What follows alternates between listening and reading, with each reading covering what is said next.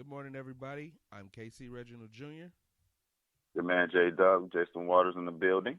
Welcome to Underdawg Sportz.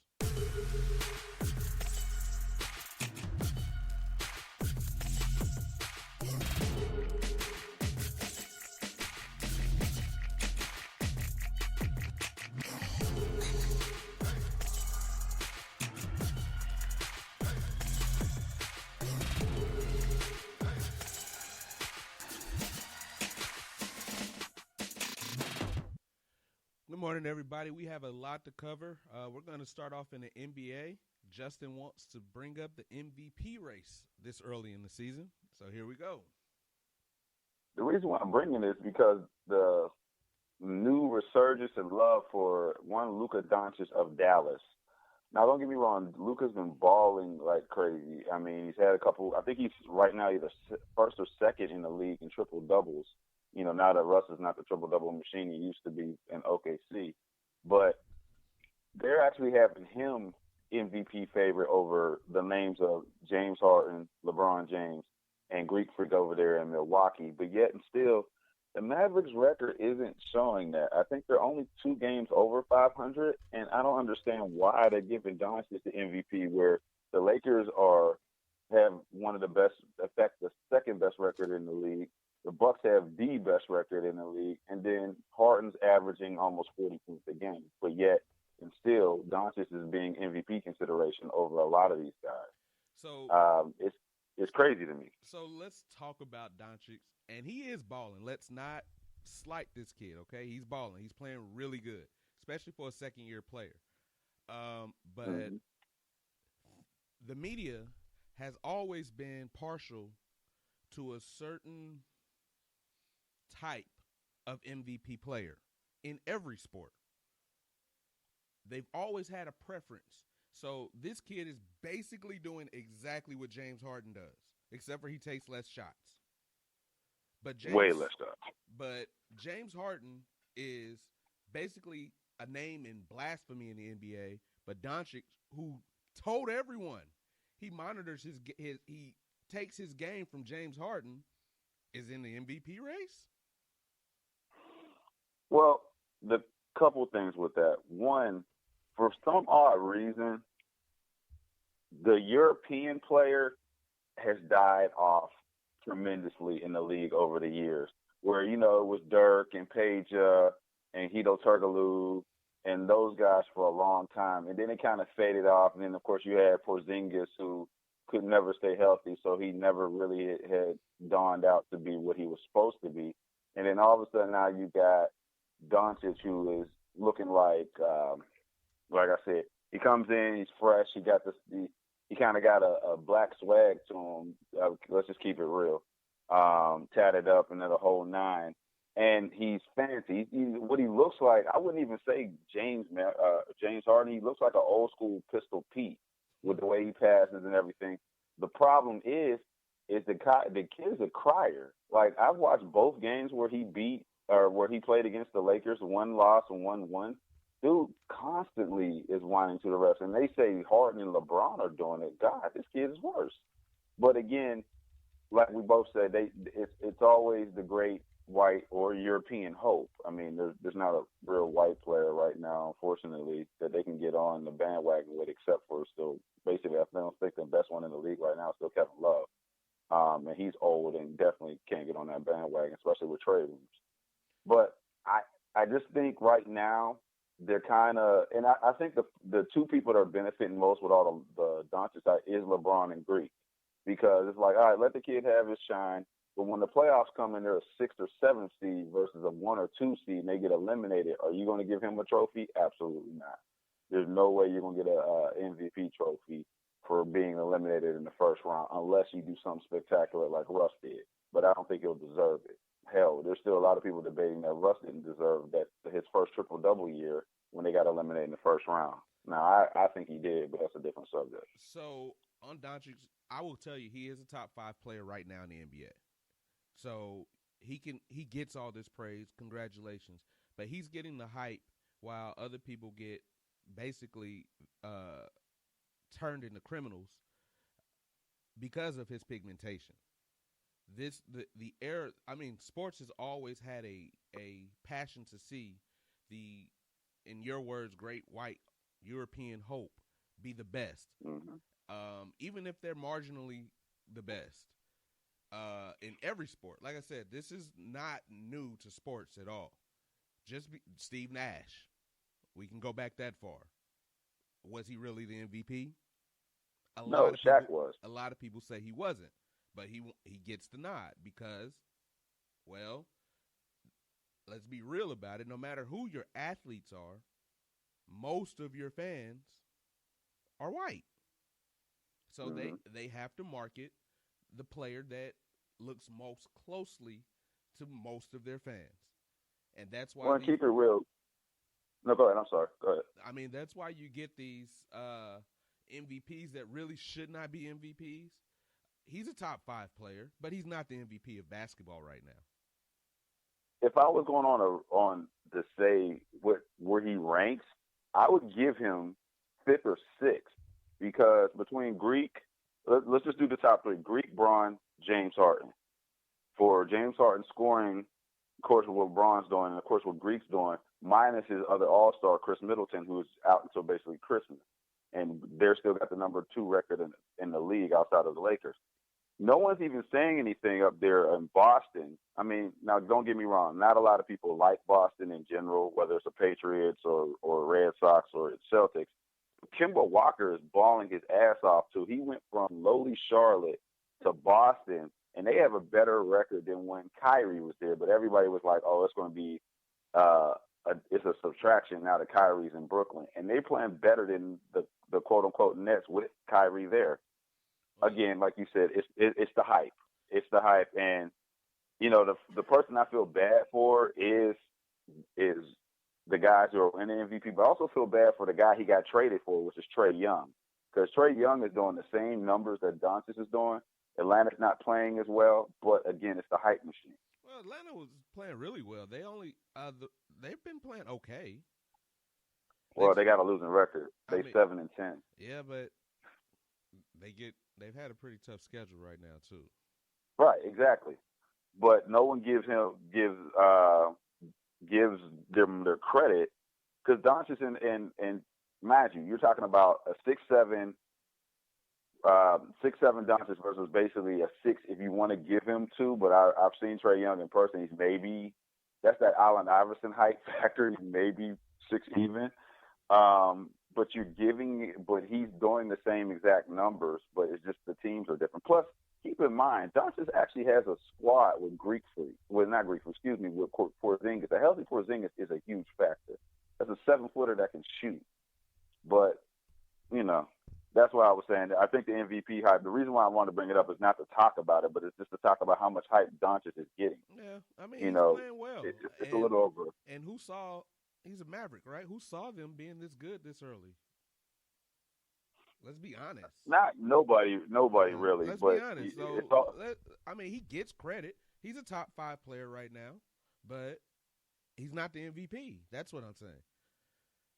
We'll say this right now, and December 7th, 2019, when 2020 rolls around, when June of 2020 runs around, and he is MVP, we all should have a fit. I'm just saying. I mean, we will, because, again, it will be the skin pigmentation if he's MVP of the league. But we're moving on. Right. We're going to talk about the most controversial thing in basketball this week. James Harden dunk that was not. One of us on this podcast believe that they are right in protesting this game. The other one does not. What's your argument? What's the point of the protest? Because they're owed 2 points. Okay, I get the 2 points. The dunk, the play was stupid. He should have got the point because it's happened in the NBA before where they've dunked the ball. Shaq was notorious for doing it back in the days where he would dunk it so hard that it would sometimes look like it'll pop out, but they gave him the 2 points. Mm-hmm. In this case, you got up 13 points in the third quarter. So let me ask you this question. In a perfect scenario, in this protest, where does the NBA do? So let's say the NBA doesn't count this game, and they say we got to start it from exactly where it happened. So you mean to tell me basically a top-tier team versus a struggling Spurs team. Because let's be realistic, on paper, the only thing the Spurs are better than in the Rockets is the coach. Other than that, this Spurs team is not built to win. This Spurs team is built to draft. And hopefully Nick Pop gets his stuff together because he's been having a rough year between the USA stuff and now the Spurs struggling. I don't think he's ever had this much loss in his life. But, and I'm a Pop fan, side note, I just don't see it. So what do? You replay the game where the Rockets are up 13 points in the third quarter. 15 points. With the dunk, it's 15 points. Okay, so you replay it where, let's say they started from basically where the steal happened, where Harden got the steal. No, they're going to start it where the dunk happened because that's the whole reason they're protesting. Okay, so you started with the dunk. Spurs started with the dunk happened. Down 15. That's what the Rockets want. They're not wanting to win. They're wanting their 2 points. They're owed. So let me ask you this question: why couldn't they do it? Why couldn't they do that in the whole game? So they lost the 2 points. That's the referees not wanting to make a decision. The Rockets complain and complain and complain. And Justin, let's be honest. As an athlete, when they take points off the board, you are demoralized. Period. When you earn points and they take them for no reason at all because they missed it, as an athlete, you're demoralized. If this was football or this was a game-changing decision in basketball, it was. They lost by 2. In double overtime, while they were up 15 points in the third quarter, it does matter. Points. It's huge. They lost by the amount of points that they are owed by the referees. So let me ask you this question. The 23, and I was wrong, 23 turnovers that the Rockets had, and the 18 for 68 shooting that they did don't count for nothing. Considering also the fact they lost to a lesser team. All that is great, but they still scored 135 points and only got 133. You can talk about turnovers. And the whole point you can talk about how they choke, which, like we have already talked about, Harden and Westbrook are probably the 2 worst clutch players in this generation, period. We've already acknowledged that. But that does not clutch, take you're away. Up 15. You're up 15 points. No. They're up 13 points. Because they didn't get their 2 points. 13. You're up 13 points. That's my whole point. You're up 13 points. That's a You're run. You're up 13 versus a lesser team. You're up 13 points against a lesser. You have a whole quarter. So let me ask you this: how many teams go on runs of 13 points to nothing in NBA? And how many teams can hold a lead? It happens every single day. How many teams lose a lead of 13 points? Okay. It happens every day. It's not just the Rockets. That means your team is not as good as you think. It doesn't matter. Can't hold a lead. The lead should have been 15. They scored 135 points. The ball went through the bucket. It was not a foul. It was not a travel. There was no ruling that should have taken those 2 points off the board. Those 2 points are owed to the Houston Rockets. The Rockets need those 2 points. The Rockets are embarrassed. Let's keep this real. The Rockets are embarrassed. They lost by a lesser team, so now they want to go ahead and protest like they were going to protest anyway. This is stupid. This happens. If y'all can keep a lead and stop shooting so goddamn much, they could have. They should have been up by 50. Why did the NBA allow for protests? What is the point of the league allowing for protests? If something egregious happens and it causes a game to change, you protest that game. This was an egregious. But usually that's when it's a referee issue with scouting. This was an egregious error. Error with them. This was an egregious error. Those points count. It was a dunk. It went through the basket. You cannot take points. That's like a 2-point lead. That's like a field goal going through the uprights in the NFL, and a referee saying it's no good, and we cannot instant replay it. It goes through. Again, there is no penalty. Those 3 points should be awarded. No way in hell you can get this one. No way in hell. The NBA allows for protest, and I see no greater reason for this game to be protested than 3 referees decided that those 2 points did not count. 3 referees in Secaucus. No, Secaucus didn't rule on this. There was no review. The referees on the court said that they could not challenge because it was past 30 seconds. It didn't make. This still doesn't make sense because the fact of the matter is, they blew the 2-point lead. They blew the 2 points. They blew the replay because they misquoted rules. They blew a lot for this to happen, and you saw the Rockets' reaction after those 2 points were taken off the scoreboard. The entire bench, all the players were demoralized. They were furious. So they were worried about those 2 points. You're an NBA professional.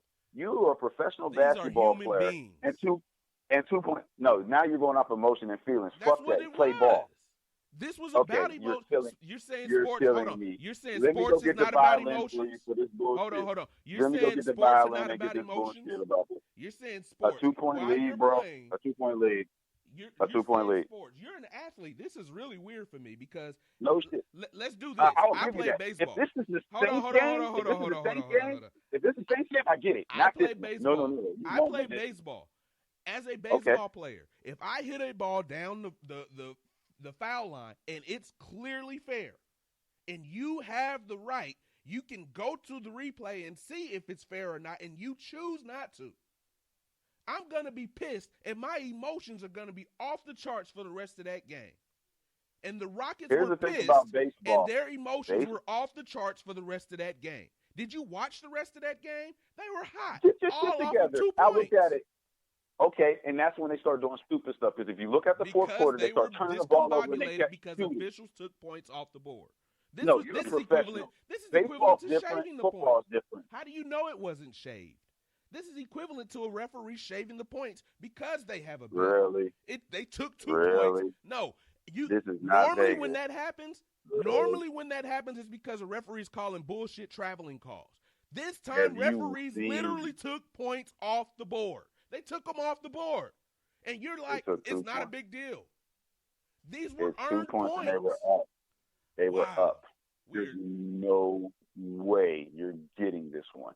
Because baseball is different. When you just made the analogy with baseball, because you can win or lose by 1 point. And they lost you're by up 2. 13. And you're up by 13. It doesn't matter if you're up by 200. And a whole quarter left. It doesn't matter if you're up by 200. If you lose by a run or a point that you were supposed to get. If you're up by 200 and lose, God damn, you don't need to be playing basketball. You still need the points that you earned. That's what you play for. You play to score, and you scored. So that's the whole point of basketball is to score. I think the Rockets are the only team that was sitting. I know every other NBA team was sitting there like, really, guys? No, they're not. They're not. Everybody is irate. They're mad about them protesting because they feel like the Rockets should have closed the game. I feel like the Rockets should have closed the game.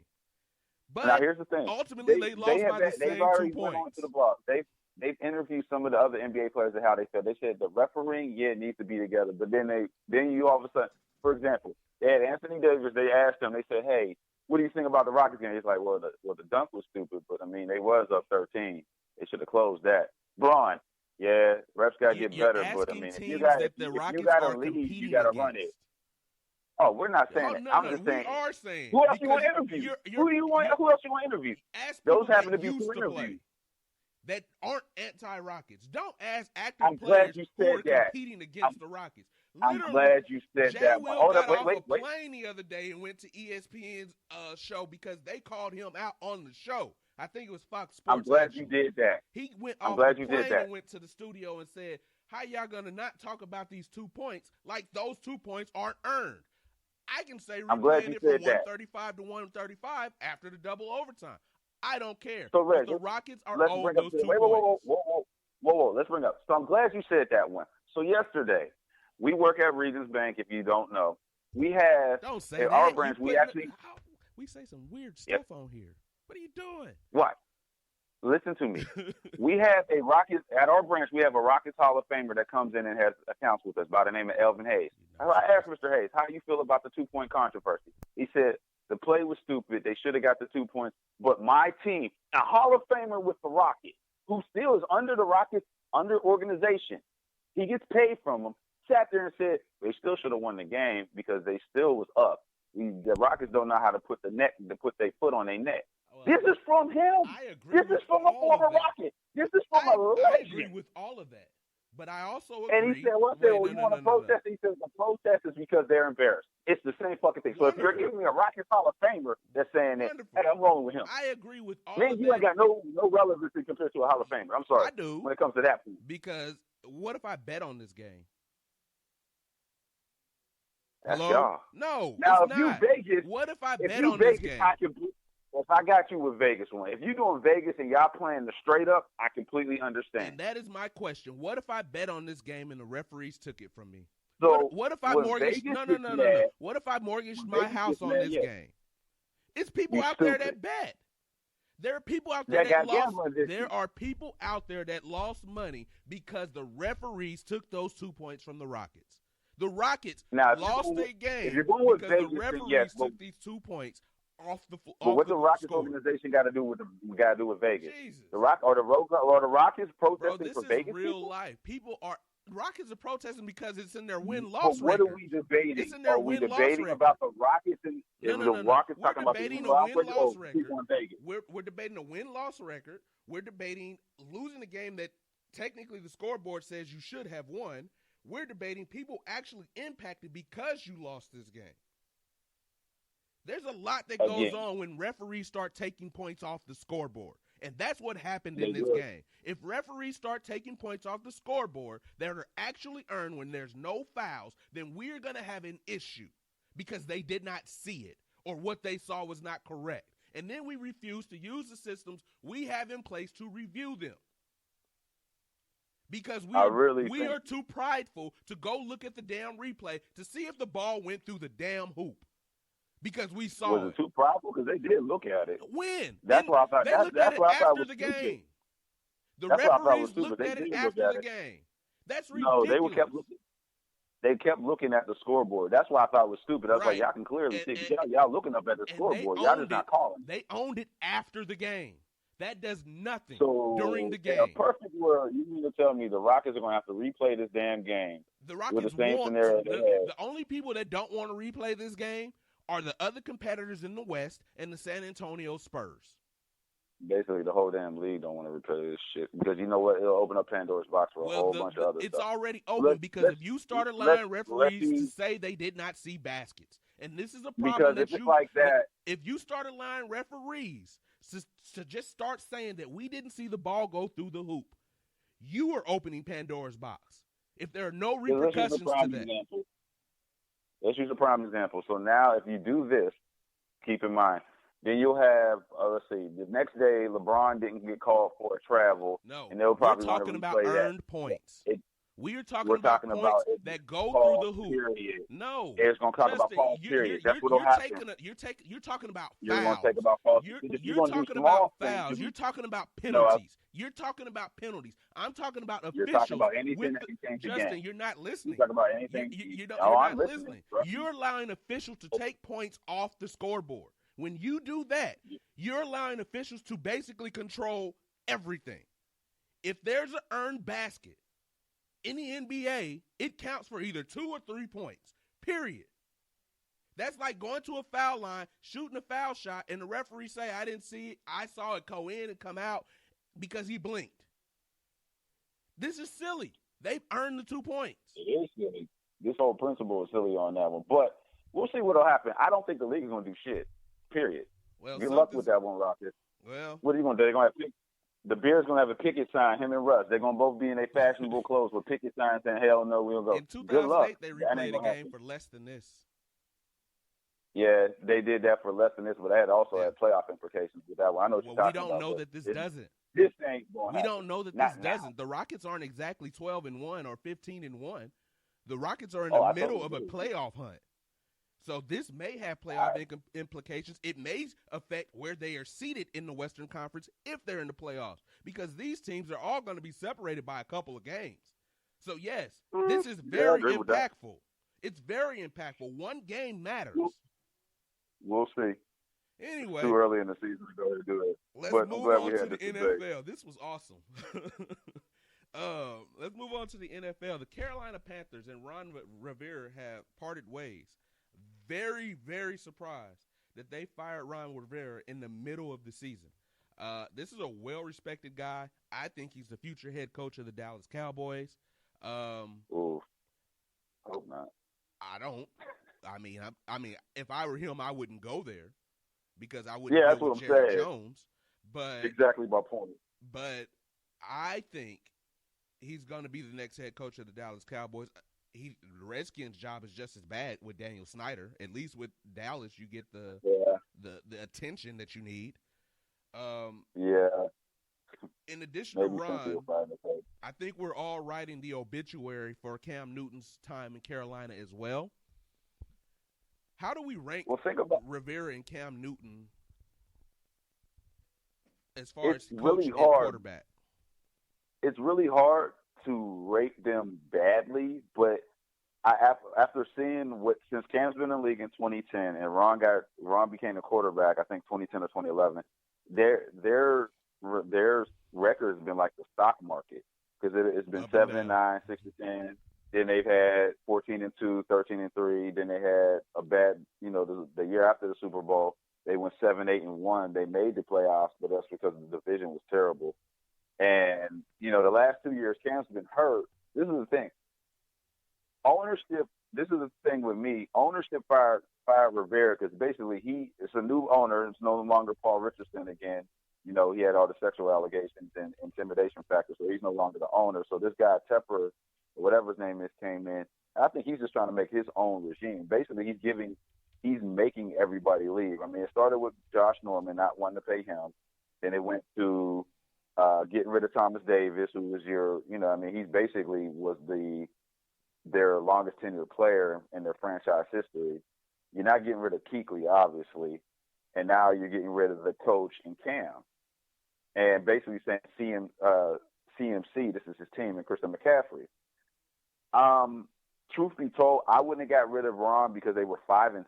Yeah, they had 2 bad losses and definitely a bad loss against the Redskins. But again, you're not playing Kyle Allen. Now the tape's out on him. They figured out how to play against it because Kyle Allen had 2 horrible games between last week. Well, he had 3-2, and then the week before he had 1-4 as far as touchdowns to interceptions. This is your issue. You don't have a strong quarterback. Your quarterback behind Kyle Allen is a rookie, and Will Greer from West Virginia. So the thing is, I didn't like about this firing is they're 5-7. You still got 4 games left. Who's to say they can't go on a run? They don't play New Orleans anymore, and the rest of the division between Atlanta and Tampa, I mean, they're really feasible games that they could beat if they just don't turn the ball over. But again, I think the writing's on the walls with Cam because this guy doesn't want to pay Cam $20 million next year. We talked about this before. I don't see this guy want to do it. He would have never drafted a quarterback and picked up Kyle Allen, who was a free agent, former 5-star quarterback out of Texas, out of the state of Texas, but went to UAH. They wouldn't have picked up 2 quarterbacks like that if there wasn't a reason for change. And I don't see Cam being there next year. Well, yeah, Cam. Since his contract's light, so I can see him moving him. Well, that is one thing that they're talking about. Because he's only paid $20 million, he's still Cam Newton. Now, my big issue with Cam is, why is he just now having surgery? I think he wanted to come back. I really think he was trying his best to rehab himself to come back. But once you fire Ron, I think Cam now realizes writing's on the walls himself. So it's like, let me get my surgery. Because by the time of surgery and he's healed and everything, it'll be around free agency time, which means he'll be trade bait. So someone's going to call. We did say Chicago for a second there. We were talking about the way Mitch has been balling the last 2 games. I think he's probably still don't call that balling. He's probably going to be safe for right now. I mean, he's had 7 touchdowns and 1 interception in 2 games, including a primetime game where he beat the Cowboys, which was not saying a lot, but it's saying enough where he could probably say that's why. So remember, he's still on his rookie contract, so that's the other factor. You still, I hate to say it, you still got injuries with Cam and $20 million coming off the cap versus bitches on this rookie contract, and they just ain't got to opt him for a 5th year right now. So that's debatable. I don't know where else. I keep saying Cam to Tampa Bay, especially now that pretty much Bruce Arians has said James's future is really up for grabs. So I can see Cam to Tampa. So I will tell you that Ron Rivera was fired because they're basically eliminated from the playoffs when either the Vikings or it looks like the Vikings win their 9th game because there's no shot for them to go to the playoffs. So that's, I guess, why he was fired. I don't know how he was fired when his starting quarterback was injured and he's won 5 games with what was Kyle Allen drafted at all? Or no, he's a free agent. Yeah, okay. With an undrafted free agent and quarterback, but somehow he's won 5 games. That means to me he's a hell of a coach, just like in Pittsburgh, except for he's won more games. Right. I agree with you 100% that this is a regime change coming from the owner. I hope, like hell, they learn how to scout and draft, because Cam Newton has not had a wide receiver since Steve Smith. And you can say what you want about giving him a good tight end and finally giving him a solid running game again, but you still haven't given him a deep threat, a legitimate pass catcher since Steve Smith retired. So whoever's doing the scouting on receivers, they need to go with Ron Rivera. That's what needs to happen. Let's also keep in mind when they did get I wouldn't even call him just a solid receiver, which was, Ted Ginn had 2 good seasons with Carolina. He's regressed in they got rid of him. Ted Ginn is not it, and we've seen right. that. No, I'm not saying it is, but okay. Even when you're basically saying that's your best receiver, that means you need to do a better job at scouting. Yeah, exactly. But again, this is my team, my rules, my way, and I don't want people, we see it all the time here in different jobs where a new manager or a new district or new something come in, they got to have their stamp on it. I think this new owner wants nothing to do with the Super Bowl one. I mean, outside of Luke Kuechly, that means he's got everything else nothing but changing. Losses to embrace right now. Right, exactly. But he may be. They said the guy is a kind of a Jerry Jones light. Oh, that's not good. Yes, exactly. That's not good. That's not good for anybody in football. But they gave a story about him. This dude used to work for Goldman Sachs back in the day, and he actually turned over the company. And then when he thought they was going to give him the CEO position, they didn't. And he went off, and they ended up firing the dude. So he may be one of them temperamental types. So again, and that was quoted from ESPN. I just don't see this working out for Carolina. And if I was Cam, I would probably want to leave, because if this guy's quick to go ahead and fire a good coach and Ron Rivera, and maybe because he was more of a player's coach versus being, the dictator type coach or the good old boy coach or whatever the hell you want to call it, I think Cam would be like, you know what, I maybe need a fresh start of my own. Yeah, he's the franchise. He's an all-time franchise leader in basically every category. Everything, not basically everything. Outside of receiving. But yeah, I think it's time. Even Luke Kuechly was like, I don't understand the firing of Ron Rivera. So when your best defensive player is saying it and your best offensive player is not saying anything, but now he's going to get his surgery and everything, saying, I'm done. When he said it, I'm done. That's when he said. You fire my coach, I'm done. But he even said it. He said, I'm going to come back healthier, stronger, and more focused. But he never said for the Carolina Panthers. Well, he's back. Accepted that reality a while ago that he's not going to be back. My questions are, where do these two go? Where does Ron Rivera go? Right now, the only 2 openings are Washington and in Dallas. I would love to see him get a job. I don't know where. If I'm Washington, I'm looking at Eric Bieniemy.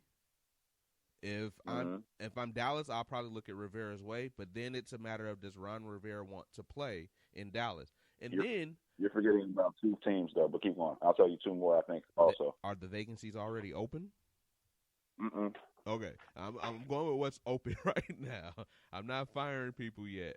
But we can't fire Jason Garrett just yet. He's fired. Jerry Jones did. Jerry Jones has done this before, so I'm not firing Jason Jones just yet. Jerry Jones did. If Jerry Jones assassinated this man in the press, he's done. He's never done this to Jason Garrett before. He's always stood by Jason Garrett. He's never thrown him under the bus like this. Until Jerry can find somebody that's willing to go ahead and deal with his shit, I'm not going to necessarily give Jason Garrett this You don't think he put in the call to Ron Rivera the moment that it was announced that he was fired? But I don't think Ron needs if I was Ron, I would really think about, do I really want to take this job? I mean, still, if Ron ain't say, yeah, I want to take it immediately. I mean, he's never had to deal with an owner like this. You know what I think? Yeah, I mean, the owner that the Jerry Light fired him. Think about it. The Jerry Light fired him, so now you're there with the actual Jerry. Woo! I don't know. Think about that one. You know what I think Ron is saying? I think Ron is saying, I'll come over there, but you let Dak walk, and I'm bringing Cam with me. That's what I think. Now that's a Ron is problem. saying. I think that would be true because Yeah. it kind of goes hand in hand. But would you get rid of Dak for Cam? Because basically, Dak is a younger, not necessarily size wise, but skill set wise, he's a younger version of what Cam can do. But that doesn't stop the fact of the matter is now Cam will have something he's never. Here's the one thing: Cam will have something he's never had before. Receivers, a solid offense, and a running game, no, and an offensive line. That's the one. Cam is better. Offensive line. Cam went to a Super Bowl with less talent, so you put him in Dallas if he's healthy. So I think Jerry's got to listen. If Ron Rivera told him, "I'm bringing Cam with me," you got to find a way to trade for Cam. If I think he has to listen, because again, with that team, Ron Rivera has been to a Super Bowl with a less team and a great quarterback and one wide receiver and a decent running game and a decent defense. Dallas is better than what Dak Prescott is. I don't care about his numbers. I know his numbers are great, and everyone's talking about he's like third in the league in touchdowns. They got 6 wins and 7 losses. Yeah, they're horrible. Yeah, and he's the quarterback of that mess. The other 2 teams I actually want to throw out there is both of the New York teams because managed ownership does not want Adam Gase. Well, he said he's coming back next year. Okay, again, ownership didn't want the dude in the first place. Management did, and management got fired week 2. The ownership wanted Le'Veon Bell. The coach didn't want it, and the coach has been reaming Le'Veon ever since. So, and it's to the point Le'Veon's people is actually remember trade deadline. The Steelers contacted Le'Veon, but Le'Veon's people contacted the Steelers too. Like, hey, let's patch this up. This ain't an AB situation. We sorry, you sorry. We want this contract. You want to give it to, and the Jets want to pull that trade because that means they have to eat crow. Like and say, okay, we made a mistake. But the ownership would be like, no, we're not gonna do that. If the owner doesn't fire Gase, Gase ain't gonna quit because nobody else wants him right now. And not even top that, I can see the Giants too. The Pat Shurmur area is definitely not going to work. Pat Shurmur been there for 2 years and they ain't won shit. You go ahead and you fire you bench Eli for David Jones. Y'all had like 2 hot games, and then it's the Giants being the Giants. Y'all got to figure out a way to go ahead and keep Saquon Barkley because in a couple of years his contract's up. And yeah, y'all franchise him for a year or something, whatever. But there's always the point of y'all could lose Saquon also. Y'all better figure it out this sort. So I would say get rid of the turning into the Knicks of football. Yes, I agree. Quickly down that path. I totally agree with you, and that's what I'm saying. Hey, Ron Rivera, who's a defensive-minded coach, they haven't had a defensive-minded coach in Giants land since Coughlin. And excuse me, and you getting Saquon. Imagine having Saquon and Cam. You do got to build that line because that line is dumpster juice. But if you have Saquon and Cam, look at that dynamic. That would be crazy. Look how it works in Baltimore right now with Lamar Jackson and Mark Ingram. Except it's just the opposite as far as age-wise is concerned. When you have the older quarterback and the younger running back versus the vice versa. So I'm just saying. I am going to ask you. Do you think Cam's going to ever be that same guy when he comes back from foot surgery? He's going to have to change his game to be more of a pocket passer. He's not going to run. I mean, every quarterback that's a running style quarterback, even Lamar after a while is not going to be running for 1,000 yards every year. He can do it year 1 through 5, 1 through 6. Once it becomes 1 through 7, 7 through 10 or something like that, he's going to have to change his style. Cam is on year 9. Yeah, so he's going to have to change up his style just a tad. So he may have to be a more pocket passer, but then if he still has the ability to scramble. I see him like Deshaun Watson. He used to run more, and he's actually already kind of trended down. But I also want to talk about that field in Carolina. Didn't Steve Smith end up with some foot problems too?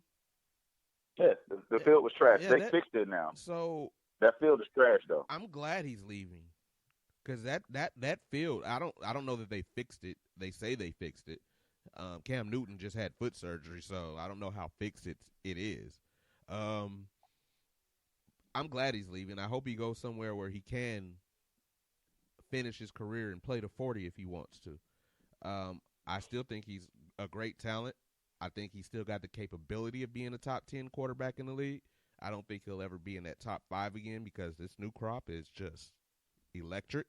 But he's still top 10 if he comes back healthy, I think.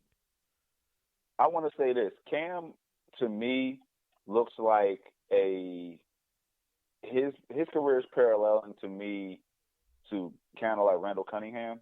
Remember, Randall when he got to his Minnesota days, he became more of a passer, and look what he did. He took him almost to it took him almost to an NFC championship, and then the next year, Brad Johnson took him to it. But he became more of a pocket passer, more cerebral than running, but he still had that ability to scramble. It's just with Randall, he was skinnier. He wasn't as big. But, again, Ron and Cam is a package, yes, I agree. I think so.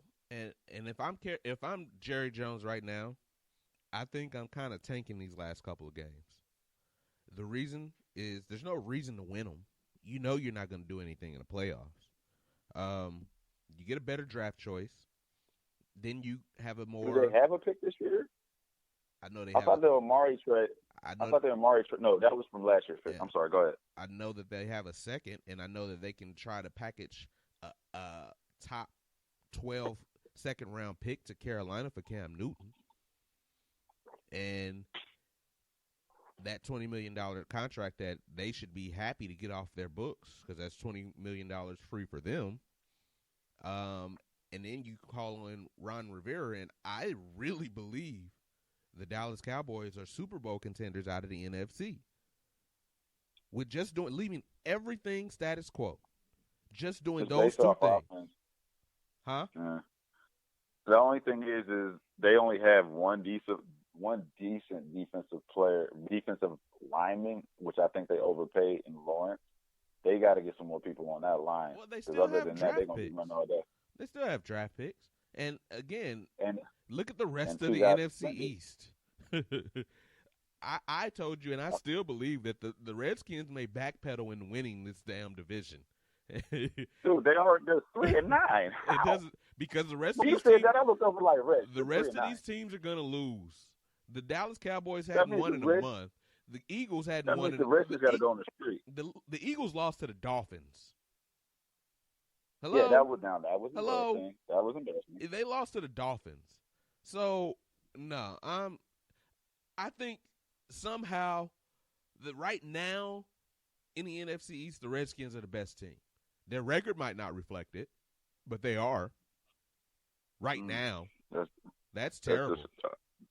You're going off of the trend. That's still hard for me to see is the Redskins. At this division in particular. The Dolphins. I know, but in this case, this division, I don't think any of the teams should be in the playoffs. No, I think they need to go back to old school. They should go back to old school seeding. Yeah. Nobody goes into the playoffs. If because you're going to have a team that could possibly have a losing record. Remember a couple years ago when Carolina did it. That's hosting a playoff game. Remember a couple years ago when Carolina was 7-8-1, they hosted the Seahawks. But that's because that division was terrible. They're going to host a playoff game. That's sad. That's why I think the NFL need to not do this division leadership anymore because it really takes away teams that have good records that may not be. For example, hold on. Let me do it even worse for everybody first. If the playoffs were right now, the Cowboys would be hosting the San Francisco 49ers, a team that up until 2 weeks ago had the best record in football. Correct. The Dallas Cowboys would be hosting the San Francisco 49ers because of how NFL seeding goes. I think it's time for a change. Totally agree with you with that one. All righty. Since we are kind of talking about Ron Rivera getting fired, let's also address that he is another minority coach now unemployed in a league that is 75% minority players, probably more than that. Mm-hmm. But we got 2 coaches that are minority now? 3. 3? 3. Yeah, 3. Yeah, Anthony Lynn in L.A., Tomlin in Pittsburgh and Flores in Miami, which we both said we don't see Flores lasting past this season.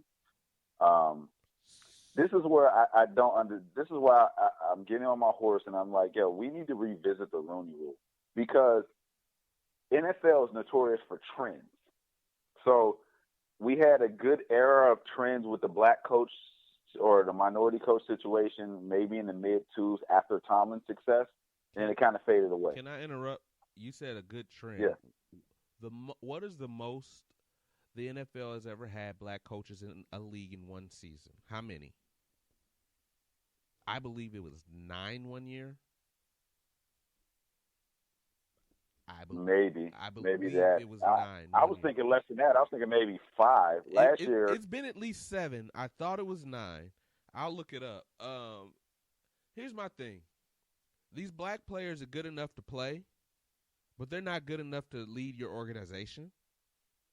These minority players are good enough to give you their blood, sweat, and tears on the field, but you don't believe that they're good enough to coach a team. Yes, the Rooney Rule needs to be revisited. Or let's even bring it even further. Or you hire a coach for a year, 1 year. We'll bring up Steve Wilkes over there in Arizona. Yeah. You bring him in for a year and you fire him before he could even get. Even though you recognize that you drafted the wrong quarterback because you traded him. Right. That you forced him to you play. And then you had here's the crazy thing. You drafted the wrong quarterback. Your star running back was hurt. So y'all were on second and third string running backs. Your defense isn't solid. Your top corner was hurt. Your top lineman wanted to get the hell out of here. And Larry's getting older. So I'm trying to figure out what the hell was the point. It was like, all right, y'all putting this on Wilkes? So were y'all wrong, or y'all were going with the hot trend of y'all were trying to get on that bandwagon? Like, look what happened with Sean McVay. So we need to go ahead and grab this young coach again, and that's where Cliff Kingsbury came from. But now your starting quarterback's black. Go figure. But again, Steve Wilkes' record was no better than what Kingsbury is right now. Yeah. You're 3-8-1 last year at this point. They were 3-9. Okay, so you got one tie. But it's no difference. Hold on. Didn't this general manager draft both quarterbacks? Correct. Okay. And the coach got fired. After they recognized that drafting the last quarterback was a mistake, that they needed to take a quarterback this time. But let's make it even further.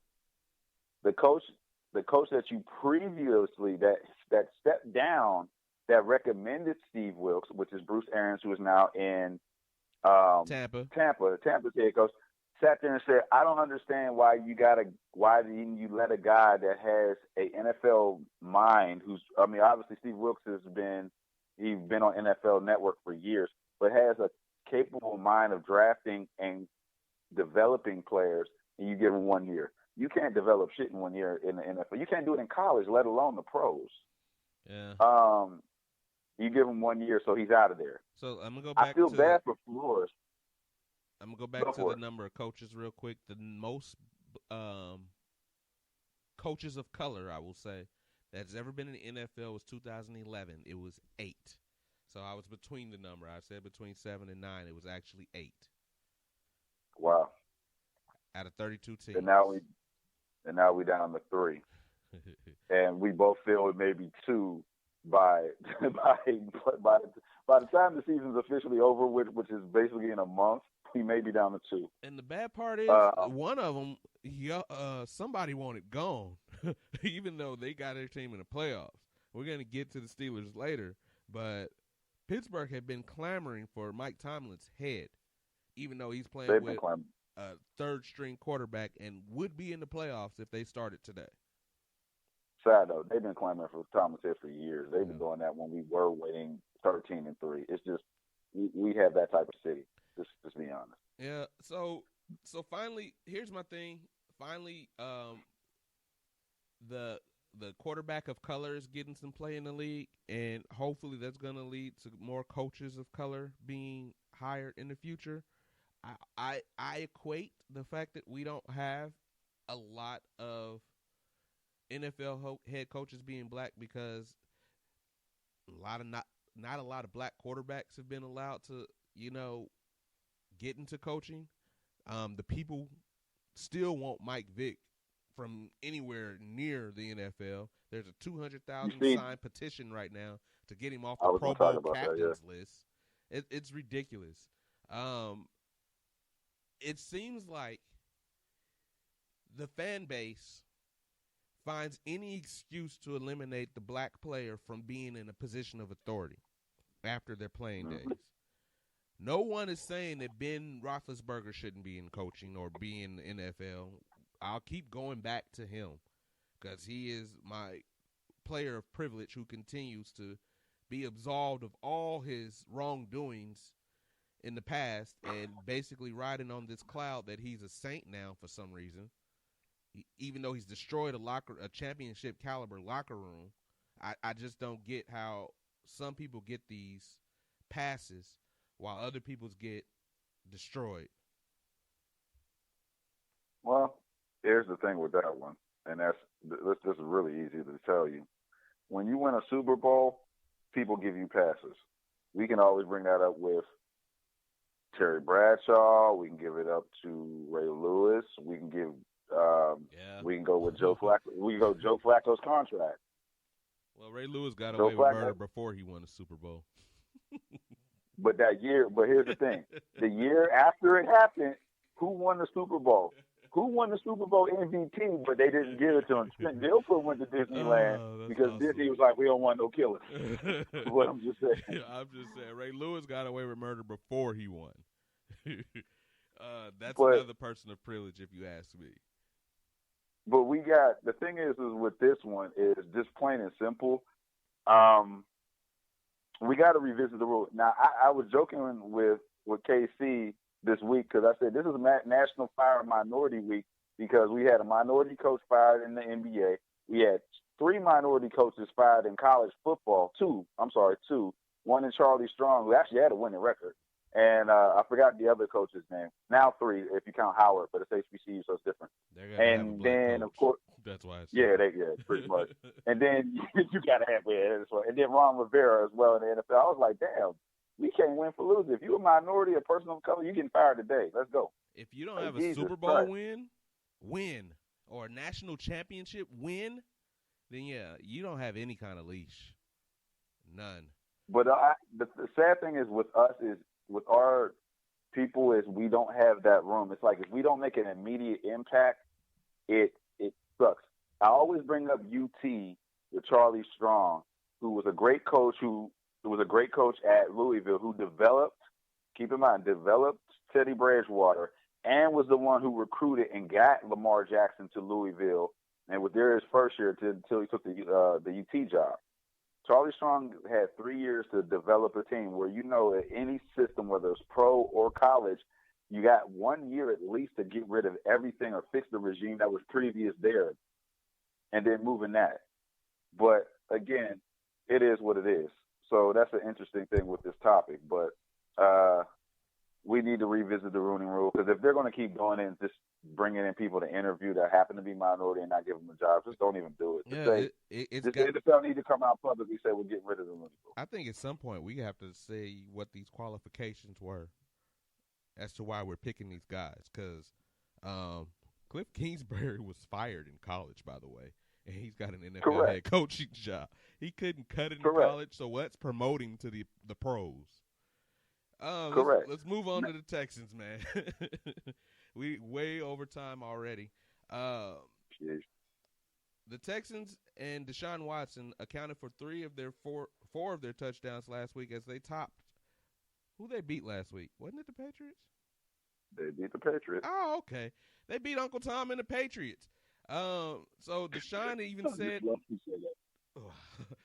Deshaun even said he had to beat the GOAT before he retired, so he did. The Patriots looked pretty bad. The Texans looked pretty good, but they let him back in the game at the end of the game a little bit. But I like what I saw out of Deshaun. It wasn't an MVP performance, but he was good. I thought it was a good win for the Texans. Yeah. For the fact of the matter is they actually, this is the real deal. They actually came to play on a primetime stage. The Texans are known for choking on primetime games. And they came and they balled out on primetime and they pulled out a victory. But I'm going to ask you, is beating that team really an accomplishment other than mentally? Because that's not a good football team from what I've seen. And New England? Yes. They are down. They are down. That's why I said, was it more the Texans? Because remember, but I will say this. You want to know a way to beat New England? Would the Texans have beat them if they had Antonio Brown? No. That's no. Yeah. So, but is it an accomplishment? But I will say this: it's an accomplishment. Mentally, the way right? to beat New England, yes, okay. Because this is what's going to do. This gets their confidence up for the next several games. If they feel they can beat New England, which was one of the top 3 teams in the league, like it or not, they can feel they can go ahead and run this division, whomever else they play. I will say this: the way to beat New England while they're down is 2 factors. One, New England doesn't have a deep threat, so you just basically have a linebacker roaming that middle, so this way Edelman don't go off. He still did. He still had 100 yards, but he didn't go off to what he needed to. And 2, trick plays. Because New England plays traditional defense, and just like the Super Bowl, you go ahead and start doing these trick plays or throw them off, you may win the game, and it happened. I will say Stephon Gilmore did go and do what he did to against D-Hop. Fuller wasn't a factor, and Fuller's hurt again. I keep telling y'all, he has 2 games, then he's hurt. So already hurt again. Kenny Stills, let's hope he doesn't do that, but I keep telling y'all about that. But it should build up their confidence. I really should do is build Deshaun's confidence, and that's what's the key. It's a confidence builder, but that's not a. Like I told you last week, I've been picking against the Patriots for like the last 4 weeks, and last week's game went exactly as I told you it would. If there was going to be a team that won by a large number, it was the Texans, because the Patriots just are not that. But if it was a close game, which it ended up being, but it really wasn't, then the Patriots would probably pull it off. Listen, if you let Tom Brady hang around, he's going to find a way. But this isn't a team that's really all that capable of hanging around right now. If you do what you're supposed to do, you should beat the Patriots by more than 1 score. Period. I agree, but that's the thing. And you better kick them while they're down, when they're down, because again, this game is going to change fast. Oh yeah, Patriots. And Antonio Brown's still out there flirting to try to get back, and I think they're getting pretty desperate now. Well, here's the thing: if even if they pick him up, he's going on the exemption list until that trial's over. And he got 2 of them. We don't know that because we're still waiting on that announcement that we thought was going to come out yesterday about him being cleared to play. That's what we thought because he's optimistic. But that doesn't mean a lot because Antonio Brown's a little out there. What about how their defense played? Go ahead. You see his apology? He had like a 4-page apology on Instagram. Really? Jesus. Y'all can keep. Yeah, I told you we were done with AB, but he seems to be flirting with the Steelers because he was practicing in Steelers gear the other day. We not gonna take him. We already know. Let's not even go down that one. He done screwed up so many people in that organization. They publicly came out and said we don't want to deal with him. Now they've had teammates say, "Look, we cool with Ramon, or not with we cool with Le'Veon. We'll work that out." They've gone in and said we definitely ain't going there with AB. So unless Tomlin really wants to go there and jack up the locker room and talk about locker room dissension, go for it. But this ain't the team you're going to go ahead and that's not the guy you want on your squad. I'm sorry. I mean, if he shuts up and just plays football, he's good. He can't. Yeah, I agree there. What about the Texans defense last week? They had 3 sacks and an interception against what you call the great Tom Brady. Is their defense coming around, or is that more about how bad the Patriots are right now? See, that's what I'm trying to figure out myself. I like the pickup of Hargrave. How do you say it? Hargraves or Hargroves? Hargrave. I love that pickup. I'm still right now seething that the Chiefs had the opportunity to pick him up and did not. Even though their defense is playing a little bit better, I would love to see him on the other side of Shavarius Ward and not anyone else that's currently on our team. So I'm still seething at that, Brett Veach. He's an upgrade. Not to mention the fact is he was on his rookie contract, so the Texans all they did was pick up the contract off of waivers, so he's not getting really paid like big money. He's only a third-year player, so y'all would have had him for cheap, just to be real. The Texans were smart to pick him up because they needed somebody, because they know Jonathan Joseph. I don't even think he's playing. I think he's hurt, but they need somebody. Yeah, it's just the Texans are playing better. I love that pickup of Hargraves. Jonathan Joseph is probably a safety at this point in his career, but they keep letting him play corner and helping him over the top. It's kind of interesting, but I think their defense is better now than it was before J.J. Watt got hurt, and he's trying to come back. And this is the thing. I've seen that, and I'm like, he's trying to come back, and this is going to be J.J. getting hurt again. Well, what's because new? He's trying to force himself. It's trying to force himself to come back, and he's going to be hurt again. Yeah, what's new? J.J. Watt is hurt every year. Why not come back and play if you can? I mean, if you give him a game, that's an upgrade. But then the thing is with him and the way he works out and the way he trains, this is why I always worry about his younger brother, T.J. Watt, with us with the Steelers, is if they work out so hard that, again, it could also affect them later down the line with another injury. It's just like, all right, guys, calm down. Like, you don't have to be on head and be in full season mode in April, because it can affect you down the line come when we really do need you. But I digress. If he comes back, more props to him. I don't think it's a good move. But for this, actually, I'll take it back. For the playoff run, yeah, because we'll like it or not, J.J. Watt, even though he's not the J.J. of maybe 5 years ago, he still somewhat commands a double team in the NFL. So why not? I mean, like I said, let him play for however many games he's good for, because at this point in his career, we know it ain't 16. We know it. So I still say you should trade him. I mean, yeah, but that's how you can't do it now. You can't trade him now. No, I'm just saying. So when the offseason comes, trade him to see, because somebody will go ahead and just based off of name recognition, will go ahead and get J.J. Watt. But why not let him play? And maybe he's got 5 games in him. You only need him for 5. You play him the last 2 of the regular season, and you try to get through the postseason with him. And even if you only get through 2 games in the postseason, hey, that means you're to either the AFC Championship game or the Super Bowl before he got hurt. So he contributed. We'll see. The defense does need a pickup, though, because they're starting to get battered and bruised. You've seen DJ Reader got hurt the week before. It's the NFL. I will say this, though. The trades are starting to look like Bill O'Brien knew what the hell he was doing. So let's not do that. Let's not do that yet, because remember I did that a couple weeks ago, and then they took a shit against the Ravens. No, not saying Bill. I'm talking about specifically one trade, the Clowney trade. The kid Jacob Martin, who was the integral factor, one of the big factors on last Sunday against the Patriots, who had 4 rushes and 2 sacks on Tom Brady, has the same amount of sacks. Mind you, this guy was probably going to get cut. He was a 5th-round pick. Got the same amount of sacks as Jadeveon Clowney has right now in Seattle, neglecting the fact both of them have missed 2 games this season.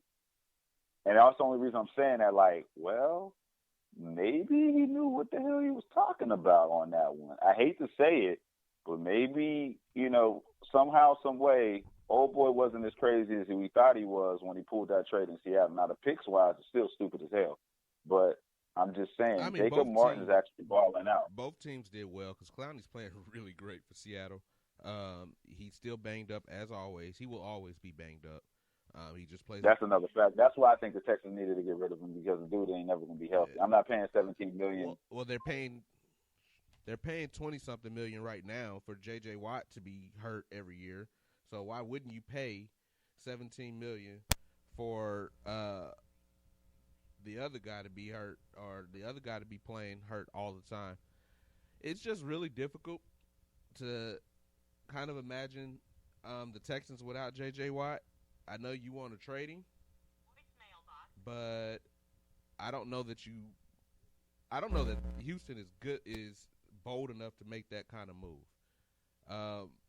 J.J. Watt has been the Texans organization for a very long time, and it would take basically an act of Congress to get them to trade J.J. Watt. So I don't necessarily see that happening.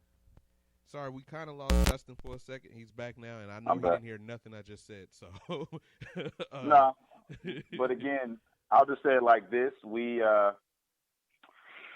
the Texans defense, I think they have great strong points. The safety game is also coming up to pick up Deshaun Gibson. Yeah. So between Hargraves and the pickup of Gibson, who actually was a Pro Bowler in his Jacksonville days, Texans are solid. It's just they got to be consistent. Luckily, they're in a conference that they could actually get away with not being as consistent. Not seeing you mean division? No, division. Excuse me, not conference. My apologies. Okay. But division, correct. So the Texans end up with the Broncos this week. The Broncos are playing better. The Texans should follow up their performance with another dominant performance because the Broncos are still playing with a rookie quarterback. And no Von Miller. Von Miller's out. But I do believe the Broncos beat Uncle Phil last week. We won't count. We're not counting the Chargers anymore. Why not? Because they were supposed to unseat the Kansas City Chiefs. I'm sorry. I'm gonna have to say this to go back on another subject. We may have only one minority coach come into the year. It is not the coach. I know, but what are they going to do? They are getting. You've already heard. You've already heard the whispers of potentially Cam Newton going to the Chargers. I think the people of Los Angeles, San Diego are understanding now what's holding them back from taking that next step. When the players are saying that we should be good enough and we're not, and, well, on paper, the reason we're not good enough is simply because, well, Uncle Phil's throwing 1,000 interceptions. I think the writing's on the wall that either Phillip Rivers is going to retire or he's going to end up in Denver after this season. Nah, I don't see him in Denver. Well, I do. You talking about John Elway. He's desperate for old quarterbacks. Yeah. I guess. He struck lightning with Peyton Manning. That's because and he's going to try to do it again. Yeah, because he can't develop a quarterback. We know that. Well, yeah. I mean, his 3 quarterbacks, 2 are out of the league, and 1 is on the Steelers practice squad. Hell, Paxton Lynch, who was a former first-round pick, can't beat second round. Can't beat a second round and an undrafted quarterback for the starting spot is beyond me. Brother, he can't start in the CFL. Wow. Or XFL. Or whatever L is, but damn. He can't. You have a point. So the Texans should, at home, beat the Denver Broncos is what we think. I'm saying that you suspect a letdown coming off the high from the Broncos. From the Patriots. Really? I do. You know why? Because to me, the way they celebrated, it was like their Super Bowl win. The reason why they celebrated so much, let's keep it real. That was Bill's. Even the city of Houston. Bill's first win. Nah, bro. Even the city of Houston celebrated like they won the Super Bowl, bro. They were all happy. They were interviewing people on the news like we finally beat the Patriots. Dude, it's one football game in the middle of the regular season. So, yes, I expect a letdown. This is typical Houston football with that one. So I'm not even going to go there with that because I've seen it. I've watched the news several times where they've interviewed games. Prime example, the regular season, when the Astros played the Yankees and they beat the Yankees 2 games, they were interviewing people like it was the world. I was like, really? It's the middle of the damn baseball season, and y'all interviewing people like this is the World Series. This is crazy. You guys got to go ahead and take a seat, several of them. But I don't see them losing to Denver, especially with no Von Miller playing. They have a good I mean, enough that is a offense. big hole, and the Denver Broncos or no other team would be able to fill that. So I agree there. And then they have a big enough void with they have a strong enough defense to go ahead and stop what's his face? Stop Philip Lindsay, the running back. I can't, and then with a rookie quarterback, I just can't see them losing. What about Reader not being there? You think they still stout enough to stop the run? I still think they'll be stout enough to stop the run because, like I said, Jacob Martin is starting to play really, really well. I mean, that was proven As against pass rusher, Tom though. Brady. And Tom Brady, they can play contain. Have you seen Tom Brady's numbers under pressure? He's the worst quarterback in the NFL right now under pressure this season. Are you? And I'm serious. I get that because if you don't have another, but I just don't see. I see. To be honest with you, this may be. Remember, I think we keep talking about Houston sports never blowing out their opponent. They always keep them in the game, and specifically, of course, when we talk about the Rockets and the Texans. This may be, in my opinion, their first blowout victory. So I'm going to go out there and just say 31-14. I'm going to pick a blowout. I'm taking 21-19 Texans, but I expect a letdown, so I would not be surprised if it was 24-21 Broncos. We will see. I'm taking 21-19 right now, Texans. Going to Kansas City, Arrowhead Stadium. Kansas City's offense, coming off of a victory, lost yet another running back, so we welcome the return of Mr. Spencer Ware. Are the Chiefs good enough?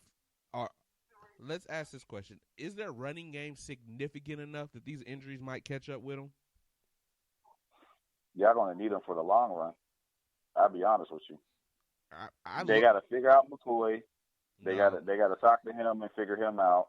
How they go figure him out? He's been in the league 13 years. He's been doing the same thing 13 years. Okay, they got to talk to him or something. Something got to give because it's Spencer Ware. I'm hoping Spencer Ware can be healthy.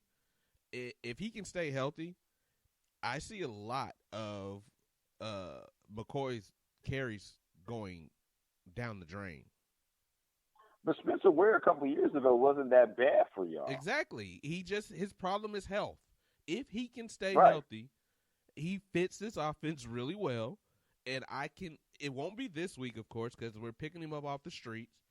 But if he can stay healthy before the playoffs, if Damian Williams isn't healthy, I think Spencer Ware ends up being the starting running back. Maybe. I think y'all have enough squad where y'all can pan out using Spencer Ware. I think it's an issue with the running game because it does open up the field more. If y'all have a solid running game, it doesn't make them have to go ahead and play zone against the Chiefs, even though y'all can break it with all the speed backs y'all have.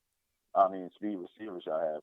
But I just feel at this point, this is a game I want to watch tremendously because I really want y'all to have that revenge game against the Patriots. I don't think it's a revenge game. I don't think the Patriots right now are in the league of these teams. And if the Chiefs allow them to hang around, it's an indictment on the Chiefs, not an accomplishment for the Patriots. The Patriots are not very good. It's still a 10-2 team right now, like it or not. Whether this they play in the NFC East. The Bills are 9-3. What are you telling me? Mm-hmm. You telling me they're good too? Hey, 9 games is 9. I'm just saying 9 games isn't a fluke. Come on, man. It is. 10 games isn't a fluke. Hold on. You don't have fluke victories. You don't have fluke. You don't have a fluke season. Flukes is usually teams that lose. That's because of fluke. You win 9 or 10 games and basically already in playoff seeding. Unless you completely implode, is not a fluke. I'm sorry, I got to give it to them. I'm not calling them elite anymore because they got more holes than Swiss cheese, but they got 10 victories. So let's go to the Buffalo Bills. Their schedule this season, regular season, they beat the Jets 17-16. They beat the Giants 28-14. They beat the Bungles 16-10. They beat the Titans before the quarterback change 14-7. They beat the Dolphins 31-21. They lose to the Eagles 31-13. They beat the Redskins 24-9. They lose to the Browns 19-16. They beat the Dolphins 37-20. They beat the Broncos 20-3. They beat the Cowboys 26-15. Let's count how many of these teams have winning records. Cowboys, nope. Let's move on. Hold on. Let's count. They have the losing. Probably won the best season, but they won the game. Let's count. No. Let's count how many of these teams have winning records. Cowboys, nope. Broncos, nope. Dolphins, nope. Browns, nope. Redskins, nope. Eagles, nope. Dolphins, nope. Titans, yes. Patriots, yes, but they lost to them. Bengals, nope. Giants, nope. Jets, nope. So they have not beat a team with a winning record this season. Oh. So every team they lost to had a winning record. And actually they lost to the Eagles with a losing record. So they actually have not beat a team with a winning record this season. Let's go on to the Patriots now. One moment, please. They beat the Steelers, which is an annual tradition. They do have a winning record. You have a point. They beat the Dolphins, losing record. They beat the Jets, losing records. They beat the Bills, winning record. They beat the Redskins, losing record. They beat the Giants, losing record. They beat the Jets, losing record. They beat the Browns, losing record. They got humiliated by the Raiders, winning record. They beat the Cowboys, winning record. Losing record. They beat the Eagles, losing record. They lost to the Texans, winning record. So the Patriots have only beat 2 teams with a winning record. So no, they are not a good football team. Regardless, they still have to manage those 10 wins. So I'm not calling them elite.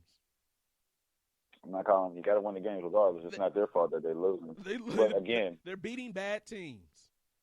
That's what you're supposed to do if you call yourself a decent team. Well, we said that about the Rockets earlier, and they lost to a bad team.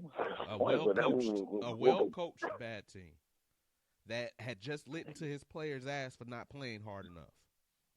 I didn't say how. I just said they lost that. Well, I always said, to me, side note, Pop is the best coach in the NBA, hands down. I still have Pop even higher. And Belichick is the best coach in the NFL, hands down. So he better damn well be beating losing teams. And he has. So now they got y'all. And so they got y'all. They have beaten in Gillette Stadium. In Gillette. And I'm saying it again. If the Chiefs lose, it's an indictment on how not elite the Chiefs are and not how good the Patriots are. Because I believe the Patriots are just not a good team. I just went through their schedule and told you who they beat and who they've lost to. They have beaten 2 teams with a winning record, and one of those is the Bills, who has not beat anybody with a winning record. So I don't really count that. That's how I feel about the Patriots. That's why I've picked against them the last 4 weeks. I'm going to continue to pick against them until they play a team with a losing record. Because they can't beat a team with a winning record with this group of Patriots. They're not very good. They're just not. So now that they had a week to go ahead and figure you guys out, and they know you guys' secondary is not as good as it is, and who's going to catch the ball? Well, they only have one receiver. So, let's keep it real. So all we got to do is double team that guy, and then what? Because all you got is right now Edelman, Muhammad, and I forget.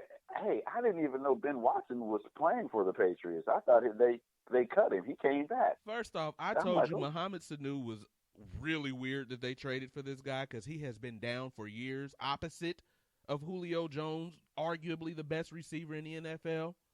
And he has but not. Even more, they just gave away. Atlanta just gave away Muhammad because the fact of the matter is they already had Ridley as Julio's number 2. So that was pretty much a given that they just gave him away. Like, hey, what are you going to give us for him? Give you a 5th, cool. All right, actually no, the Patriots gave up a 2nd. Come to think about it, they gave him a higher pick. But anyways, it didn't work out. Yeah, y'all should be able to win this game with your offense definitely because y'all all now finally healthy outside of the running game, but all your receiving core is healthy. I don't see there's no chance in hell that any of these corners, if Gilmore does go against Tyreek Hill, Watkins should go off. Kelsey, there's not a linebacker there because Danny Collins is more of a pass rusher than a defender. Well, since we're Kelsey on that, should go off. Since we talked about Hill and Gilmore, I want to bring up a quick thing. Orlando Scandrick.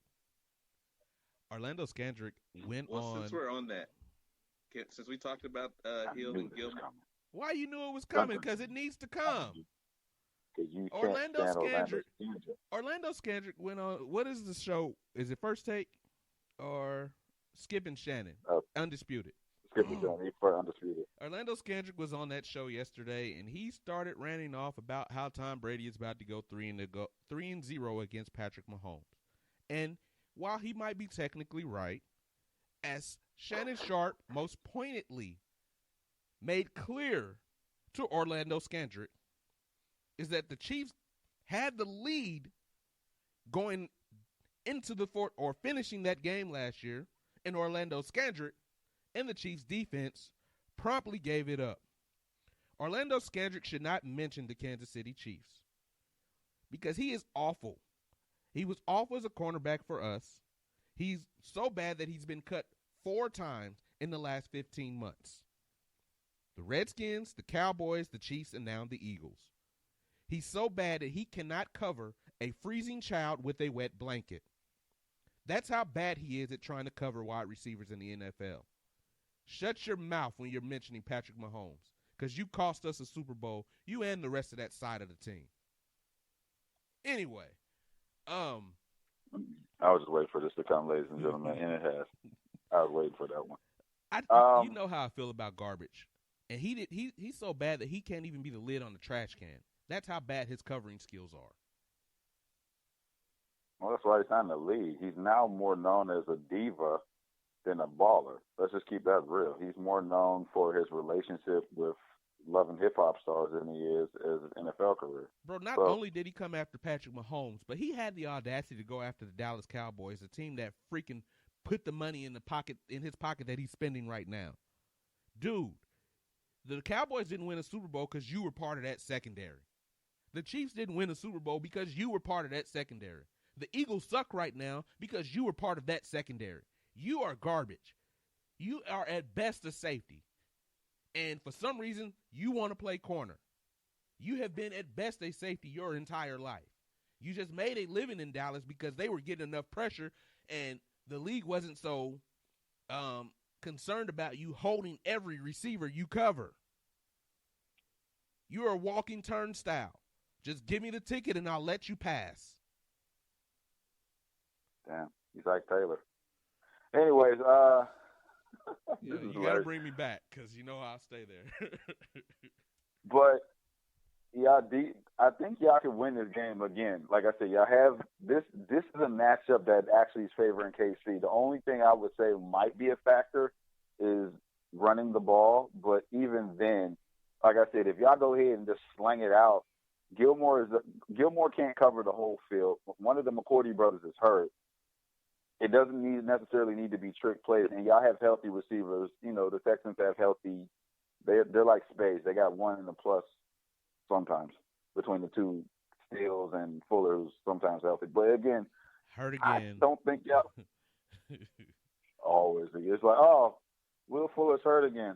Okay, That means the sun came up this morning. Shit. I just don't see y'all losing this game at all. I don't. Like I said, if they lose, this is an indictment on Andy Reid because they should not lose this game. The Patriots are not a good football team. I love that the East Coast bias media continues to keep ranting and raving about this Patriots team and how great they are. No, they were. They were very good. They were a great organization. They may be again next year if they get a wide receiver.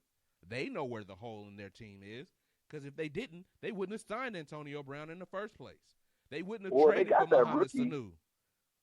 They got the rookie that they haven't played, a kid from Arizona State who's actually a stud, Harry, but in typical Belichick fashion, he hates rookies, so he's not playing them. But let's also keep in mind that their running game has disappeared completely. That should be definitely an advantage for y'all. Their Patriots running. Sonny Michel has not had shit for at least 6 weeks. I'm glad you kind of said that. Let's transition a little to the defense. I do want to go back to one thing that Scandrick did say that I agree with yesterday, that Stephon Gilmore wants no part of Ty Hill. They're either going to take away Sammy Watkins or they're going to put him against Travis Kelce. but they're not going to lock him up one-on-one with Ty Hill. That's just not going to happen. They're going to double-team Ty Hill. So I agree with that part that idiot said, because he knows that nobody wants part of Tyreek the Cheetah one-on-one. But as I said, we're transitioning to the defense. I do want to talk about the run defense because earlier in this season we were indicted, and we're still technically ranked really bad. I think we're like 28th in run defense now. Mm-hmm. I also want to talk about who we were actually playing, because that matters. Because when we've played other teams that aren't elite running backs, offensive lines, the Chiefs' run defense has been okay. They aren't going to exactly shut it down. They may even give you 100 yards, but it's been okay. They have not been dominated in the run game, even against the Ravens, even because we somehow won that game. We've had to play some of the best running teams in football, and they've gashed us a little, but we've gotten better defensively.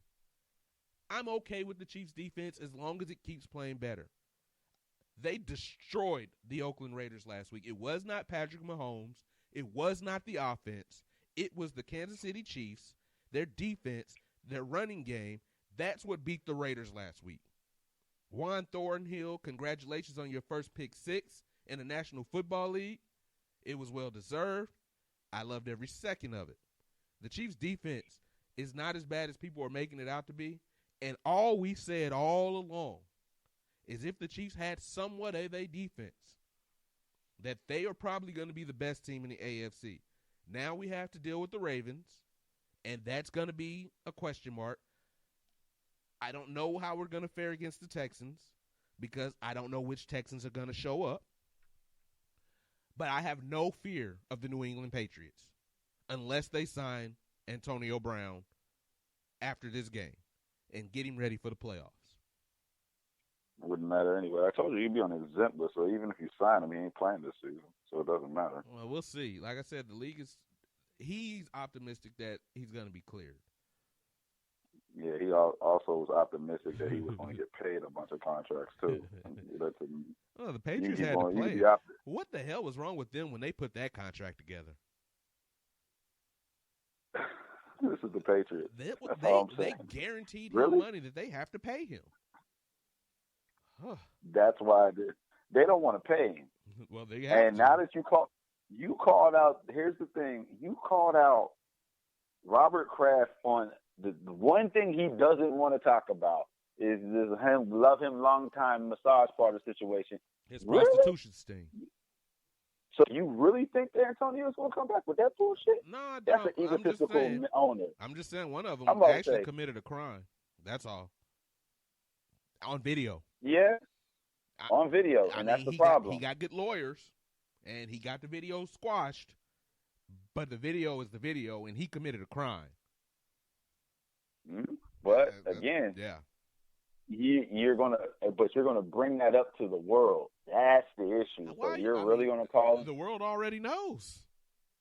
Like it's not exactly a secret. Wasn't smart for that. I'm just saying it's not a secret. Smart for that. He's not if he wanted to go back to New England. But I think we agree that was not a smart move.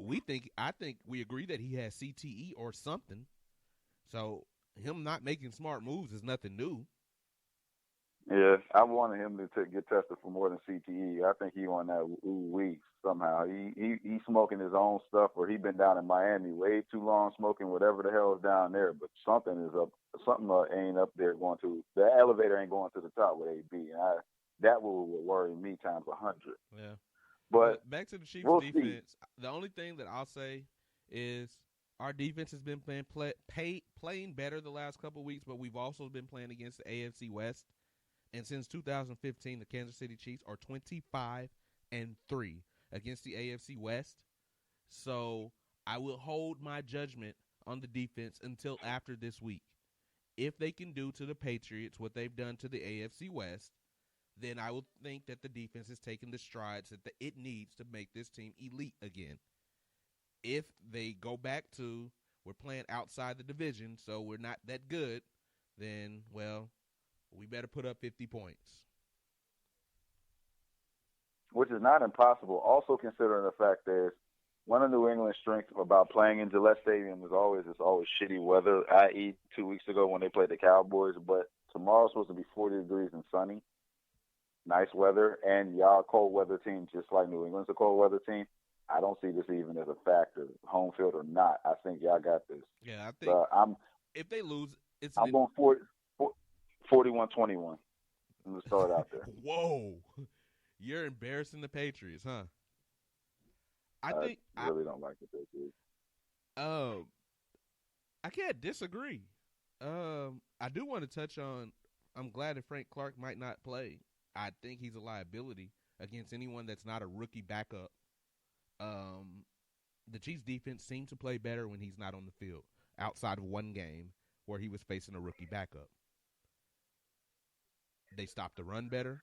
They get at the quarterback better. Even Passanio got a down sack last week. And, yeah. So, we'll see. I like the Chiefs. Man, you really think the defense took some strides holding them to 21. I'll go 35-28. Touchdown Tom is showing his age. Yeah. I'm sorry. Yeah. He's showing his age and he's showing his frustration. He's that one clip, the the two clips that they showed during the Texans game, one where he just tossed his helmet just like as a screw it type thing, and then he was chewing up all his receivers but Edelman, like giving them the blues, just proved to me that this dude is frustrated. Oh yeah, he's hot. And he's used to and being... it's not all on him. It's on his the offensive coordinator, Josh Ross. I think Josh McDaniels, if the next head coaching position opens up, instead of him trying to sit there and wait for Bill to leave, he need to take it because he may not be there after he better quit waiting on Bill. You see, Bill's bringing along his son. Exactly. You better quit waiting because I think the Patriot Nation to trust, what's his name, Steve Belichick, before they trust Josh McDaniels. Remember, McDaniels had his shot in Denver and was awful. Anyway, I got the Patriots the Chiefs by 7. You got the Chiefs by 20. That is bold. But we both have the Chiefs. I'm going out there with that. That is great news. We're moving on to the Steelers, and the quarterback change, no longer a controversy. The coach of the year, in my opinion, and a defense that's really turned around. What's going on in Pittsburgh? Well, here's the thing. We Duck is our starter for the rest of the season. Mason, too many head injuries, too many head cases, whatever. I don't know if it was the hit from the face. Not very talented, but you know what we did? We did a trending thing. And this is what I say, this is what happens with the NFL. We drafted a guy that looked similar to the guy that got us to where we were. Meaning we drafted Mason Rudolph because he was a big arm, big quarterback, big target, and it looks sort of like Ben. Like he looks like Ben Light, if Ben would not been eating so many damn pierogies and sandwiches in Pittsburgh. So do you think that's like a mistake, though? Because the quarterback of Ben's stature, of Ben's ability, is quickly turning to a thing of the past. So why would they think that it's okay to draft that way and try to build that way? And why is Josh Dobbs a backup in Jacksonville? They jumped the gun on Josh Dobbs. They did. They jumped the gun on Josh Dobbs because pretty much they only wanted to keep two quarterbacks on the roster, which was Ben and Mason. They didn't want to have a third one because this was Josh's option year, so they had to pay him more. They didn't want to just pay him the $700,000. Josh would have been owed 1.5. They weren't paying him that. Steelers were cheap. Please note that. So you trade him. So Josh is now in Jacksonville as a third string, getting 1.5 versus 750. Other huge factor of mine is the Steelers. They did a trend move. They instead of looking at what their defense has become, their offense has become, they kind of trying to formulate it to basically this is what it is. They thought that the 3 Bs could become Juju, James, and Mason. Can I interrupt you real quick? What? They bet on the wrong B. And no, the other two aren't exactly lighting it up. But Ben Roethlisberger is older. He was not going to be around as long. He was more often injured. and he was a locker room cancer. So they bet on the wrong B. And I understand. They've always said that. And I understand they won a Super Bowl with that B, but that B's days are over. And his injury, first off, when he showed up to camp looking the way he did, they should have known not to have hopes that he was going to finish this season. But Reg, that's not his first time going there. Like he came into camp like that last year. And did he play all 16 games? He missed 2. So he missed 1 last year. That was actually that was the first time he didn't miss multiple games. He missed 1 game last year. I'm just saying. Had he's 5 not getting and led the league in passing offense and led the league in yards. Again, I wasn't too confident on that because here's my thing. After 10 to maybe 12 years in the NFL, I'm really saying 10. That's when you need to start looking at your quarterback and saying, what's the future? Reason? Because that's 10 years versus hits. That's 10 years versus injuries. It's 10 years of your body taking that gruel. When you got these guys like Phillip, like Eli, like Ben, even with Aaron Rodgers, hell, I'll even go as far as even saying Matt Ryan. I mean, Matt Ryan's been in the league since 2009. When you get these guys that's been taking poundings over and over and over and over and over again, it's the same thing with running backs. You got to start looking in their future like, hey, we need to start planning it out. The Steelers slowly did it. They brought in Landry Jones, and that was just as a backup role. You brought in Josh Dobbs because he was kind of something different where they could try to go ahead and basically what they brought in Jobs originally was because of Wildcat. Can I say this? Because they could run a Wildcat that. If they're still using the scouts that drafted Ben as their scouts for quarterbacks, then they need to move on.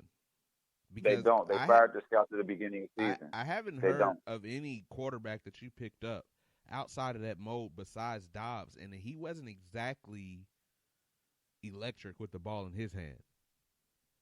They didn't give him a chance to. Here's the thing. You also got to calibrate a system that can run that type of player. That's true. We had to formulate.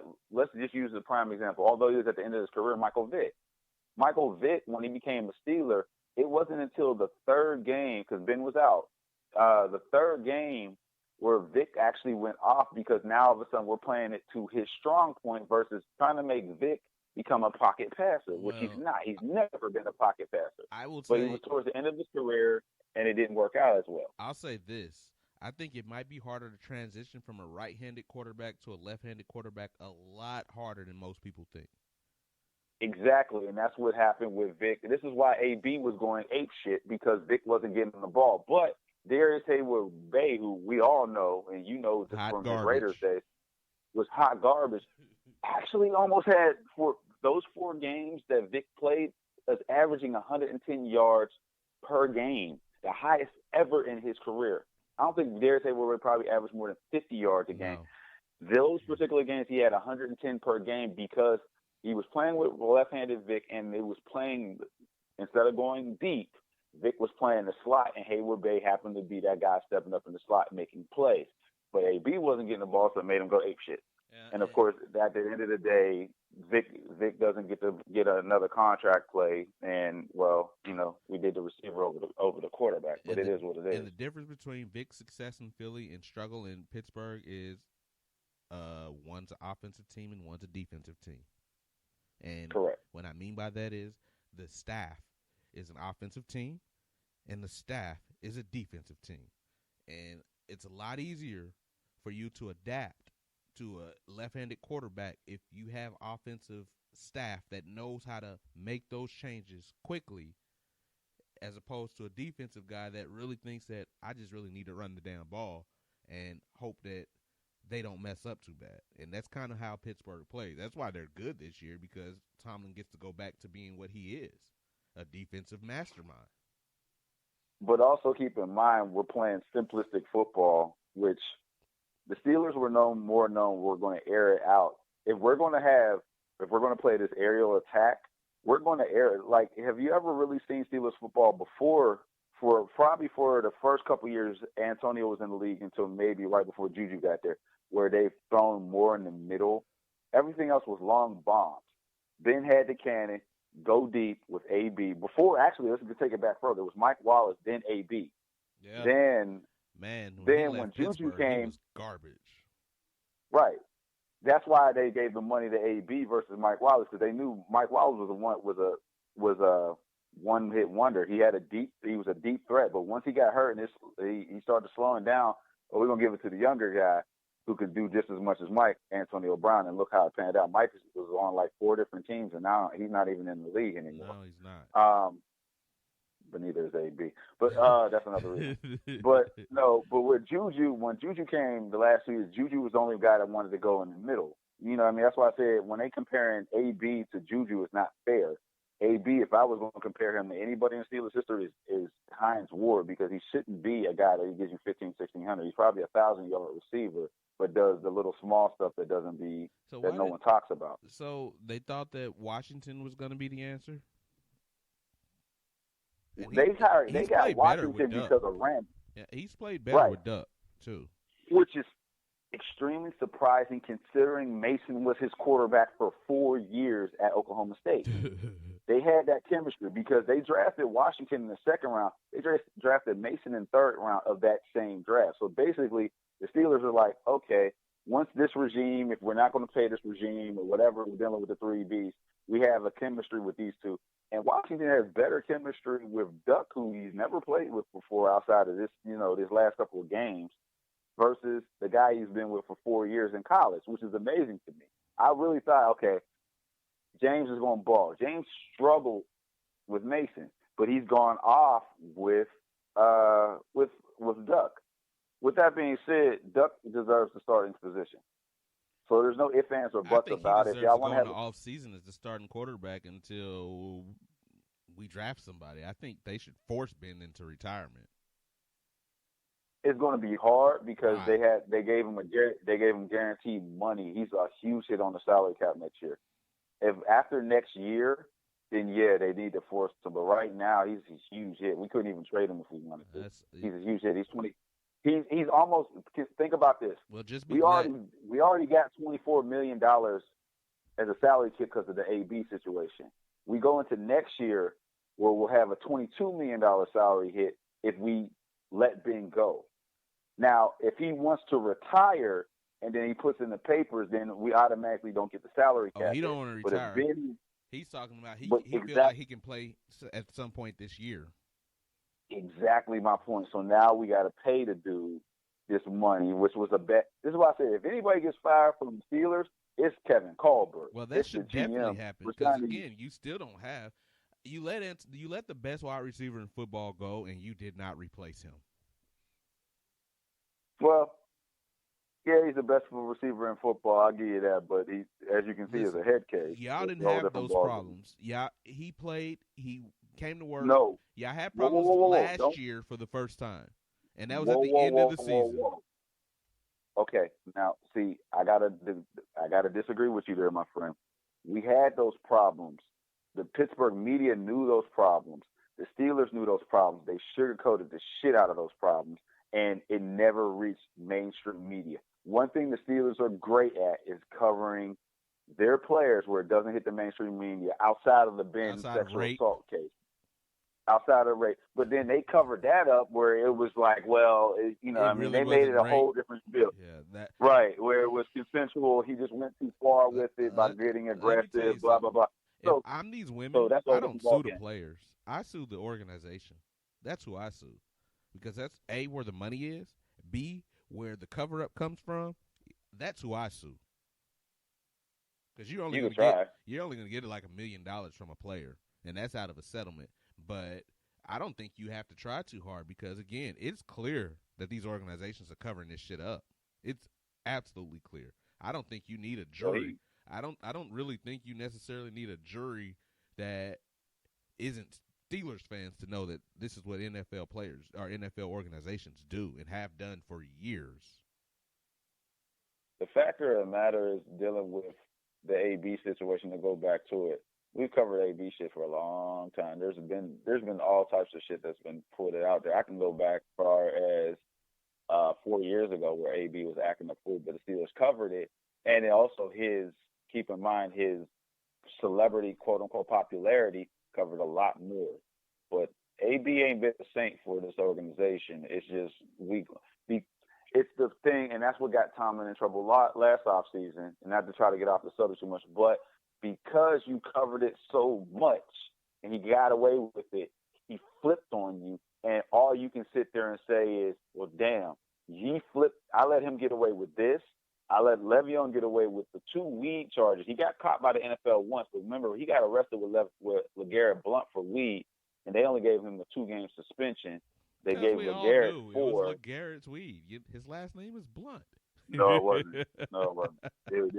In this case, I was about to say, no, it wasn't. But we let him get away with it because the kid balled out the year before. It's just the fact of the matter is we cover for him, and that's the one thing about the Steelers organization. We'll go ahead and cover for it. I mean, it's just like the Cowboys for years back in the 90s. They going to cover for their guys. Michael Irvin was a cokehead, and Nate knew the whole line. Everybody but Emmett pretty much was a cokehead. But they cover for him because success won. Jimmy knew what they was doing in that locker room. That's what I'm saying. If I'm a young woman and I feel like I've been sexually assaulted by an NFL player, I'm going to try to make sure the player is held liable, but I'm going to sue the organization because they're going to cover it up. That's what they do. Right. They try to protect their investment. And the Steelers are no different than any other team. True. And very true. They are very good at it until it all blows up in their face, just like when the Chiefs with Javon Belcher. It was great until it blew up literally in our parking lot. Yeah, that's an unfortunate situation. But back to it with us and Duck. This is Duck's team. This is Duck as the starting quarterback because he's winning with. Think about it. He's winning with nothing. No Juju, no Connor. He has not played with our 2 Pro Bowlers. Our 2 Pro Bowl players, he has not played with yet. Yeah.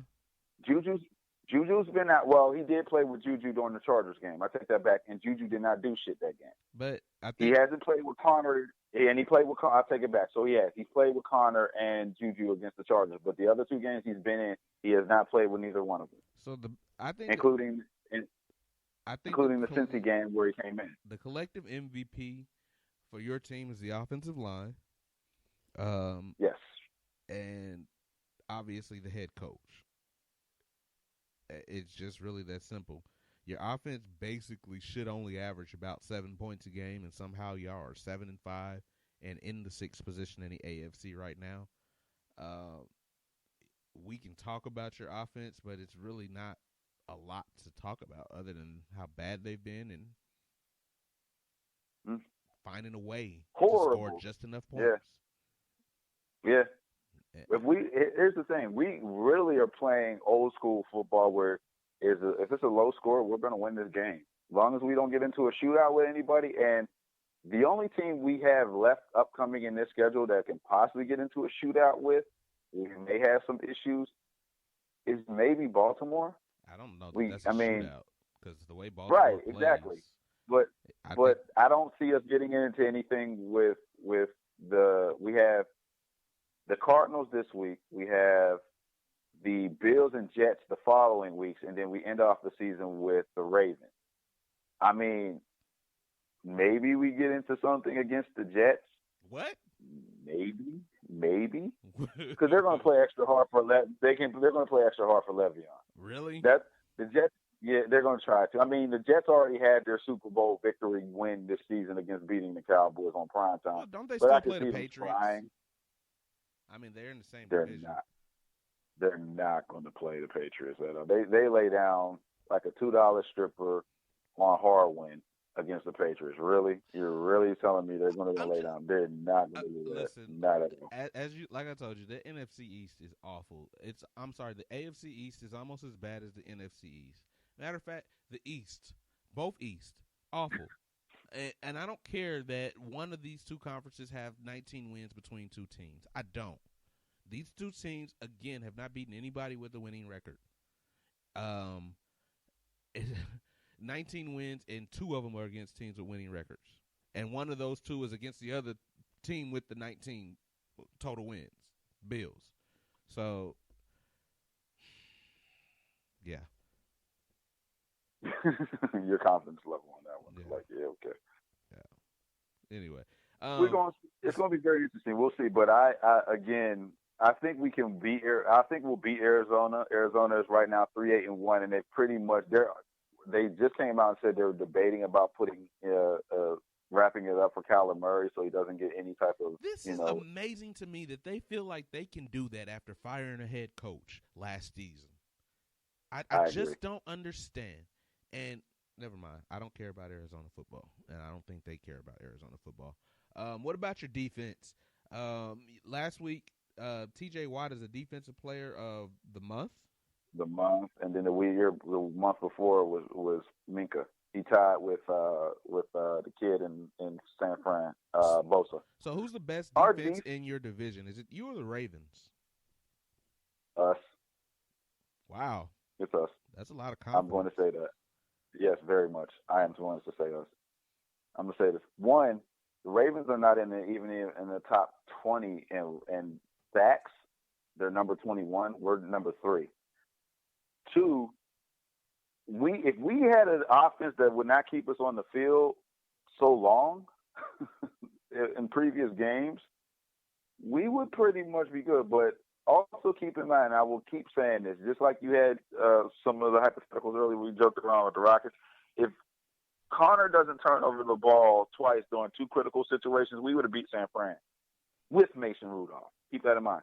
But Connor fumbled that ball with a minute left in the fourth quarter, was turned the ball over to San Fran. And, of course, if you're a good team, not even elite, if you're a good team on the 12-yard line, it's the same thing we happened against Cleveland the first time. Field position is key. You fumble the ball at the wrong time and give them position, they're going to win. We could have beat San Fran with the team we had originally, not even this third squad. We have potentially at least 3 Pro Bowlers, maybe 4 Pro Bowlers, maybe 5 Pro Bowlers this year. Definitely Minka, definitely TJ. Devin Bush is slowed down, but he's still top 5 in tackles. Cam Hayward's always there. He's relentless, always there as far as pass rushing is concerned. I think he's in the top 12 in sacks.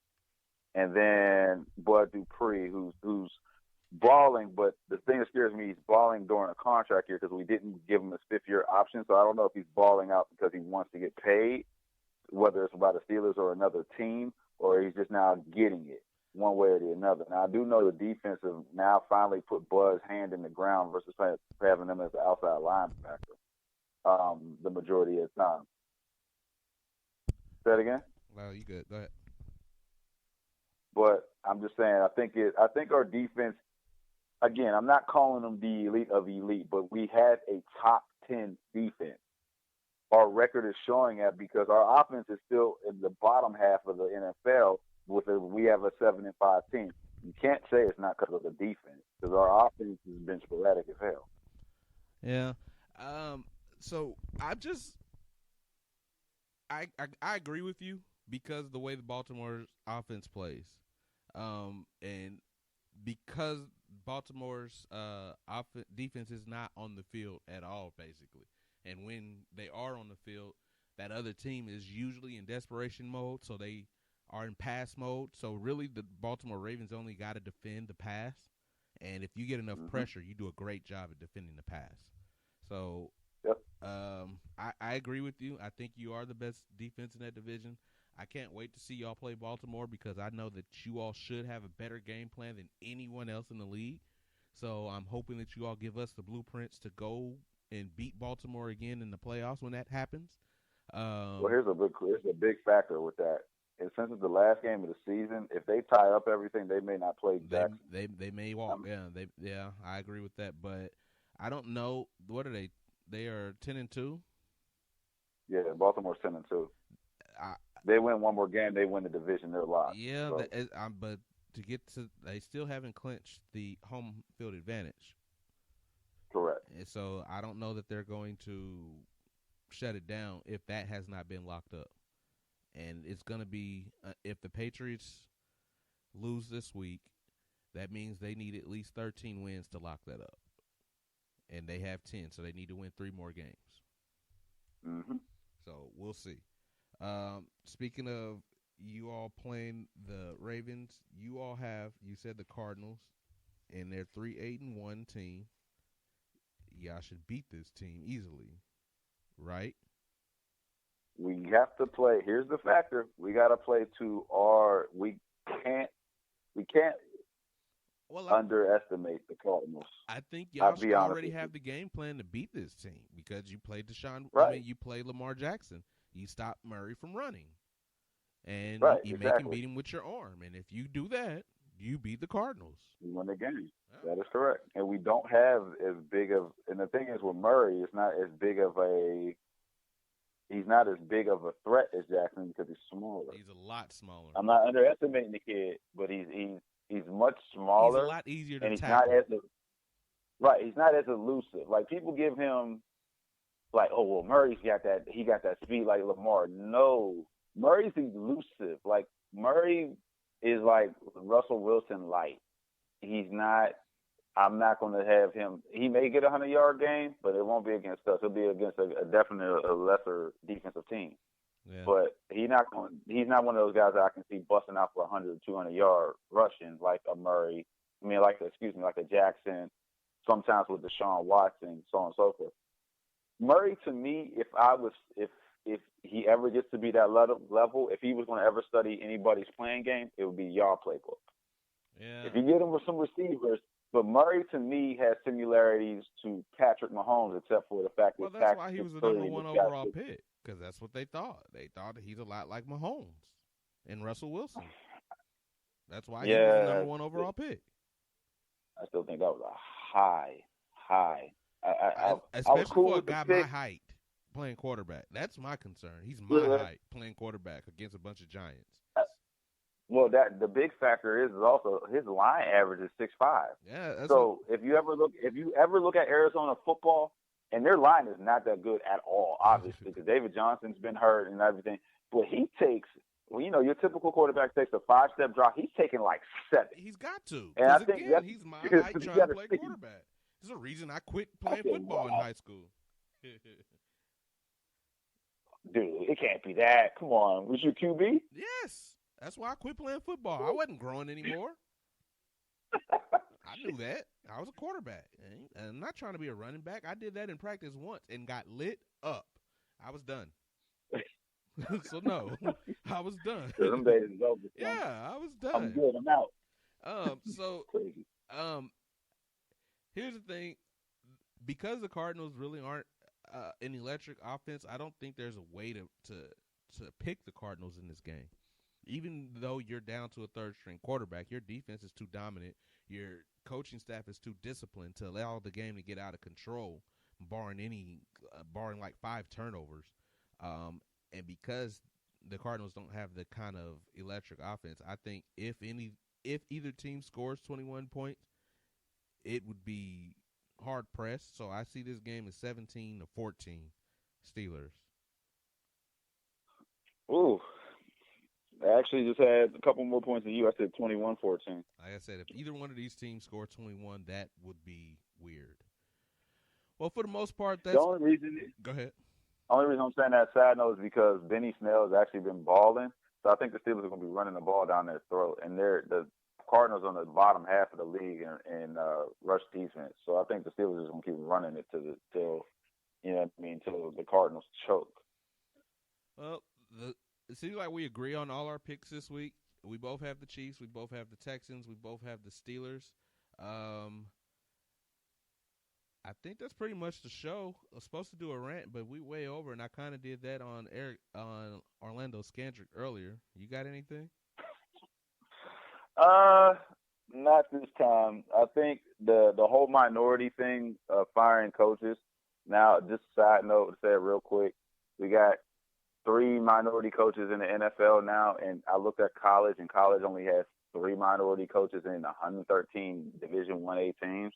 I think they really need to go ahead and check this because there's a lot of great African American and Hispanic American and any other culture American that could be looked at. But I think we go off a trend so damn much, it's kind of ridiculous. Like I said, these people of color, they are good enough to give you their blood, their sweat, their tears, but they are not good enough to lead your organization as the head coach or general manager.